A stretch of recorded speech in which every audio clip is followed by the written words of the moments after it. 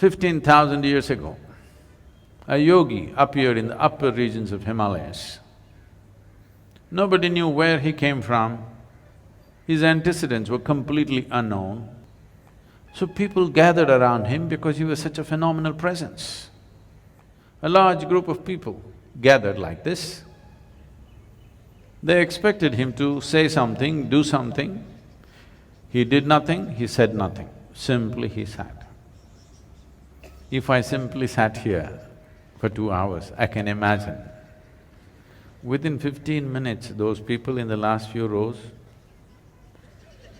and they will slowly, still there's time for the cinema, let's go. If I said nothing for 2 hours, 90% of the people will be gone. If I said nothing for 6 hours, only a few hardcore ones will hang on, rest are all gone. Same happened to him. He said nothing, did nothing, simply sat still. Not for a day, not for a week, for months on end, he simply sat still. Everybody was expecting a miracle, nothing happened, he just sat. But they were missing a most fundamental miracle because the nature of your body is such right now, you're well attended to. You had lunch in the afternoon and maybe you snacked in the evening and so that you don't fall asleep, you had a coffee and maybe you have something in your bag. So many things.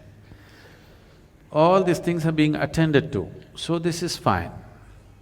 Suppose we just make you sit here for 4 hours. Sadhguru, at least some water? Okay, drink water.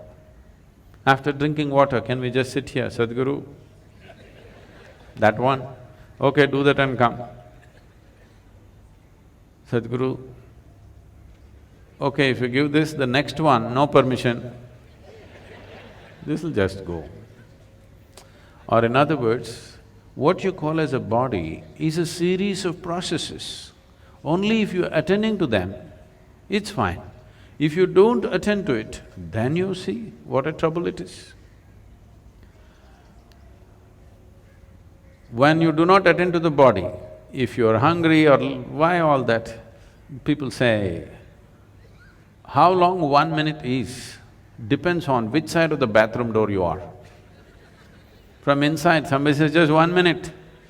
Outside, it's 1 eon, okay? So because this is the nature of the body. If you do not attend to it, it'll become so compulsive and get you into such big trouble. But here he just sat.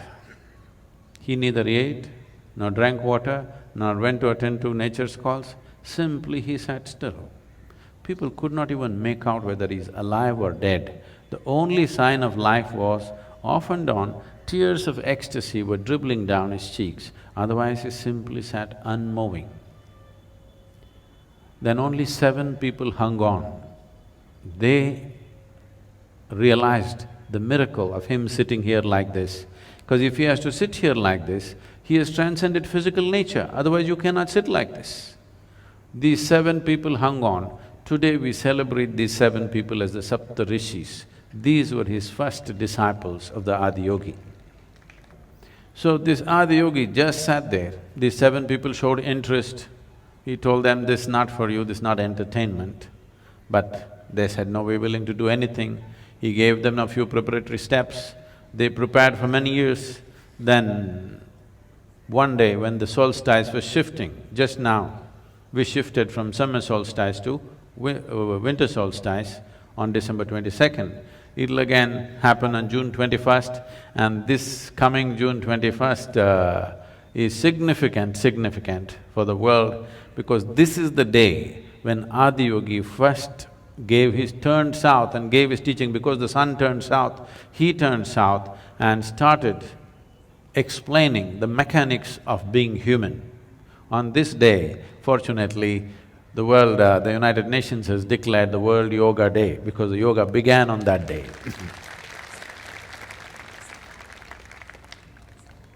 This incredible process of exploring the human mechanics went into the process. This predates all religion. When there was no religion on the planet, 15,000 years ago, He went into the mechanics of what it means to be human, and various aspects happened.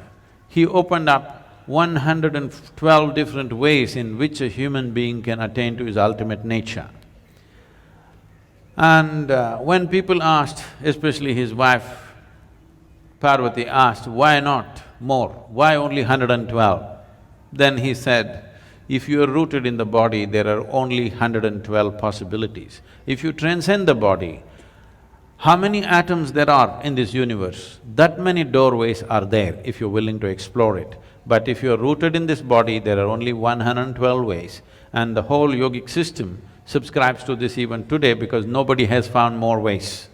Any number of yogis have explored in a million different ways, but there is no other doorway. In this body, there are 112 ways into which you get there.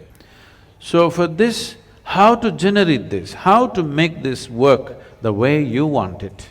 So this whole mechanics, he started, Adiyogi explored for many years, and he gave this elaborate knowledge to the world, and then asked these 7 people to go in 7 different directions in the world. One went to Central Asia, another went to North Africa, another went to South America, another went to Southeast Asia, one came down to what we call as the Indian part of Himalayas, one stayed with him, and one more, who is very important for us, Agastya Muni, came down south. He is known as the father of southern mysticism because he did not spare a single human habitation south of the Vindhyas. In the Deccan Plateau, he made sure every single human being who lived in this place had some sense of spiritual process.